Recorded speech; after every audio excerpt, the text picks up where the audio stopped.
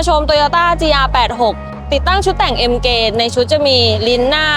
สเกิร์ตข้างและดิฟฟิวเซอร์หลังค่ะและตูดเป็ดลูกค้าเลือกเป็น TRD ค่ะล้อลูกค้าเลือกเป็น Advance RGD2 ขนาด 18 นิ้วนะคะมาพร้อมกับเบรก GR Monoblock คู่หน้าจะเป็น 4 พอร์ตคู่หลังจะเป็น 2 พอร์ตค่ะช่วงล่างนะคะจะเป็นโชคของ RSR จากประเทศญี่ปุ่นค่ะท่อนะคะจะเป็นของ FGK Fujitsu ค่ะเสียงจะเป็นยังไงไปฟังเลยค่ะ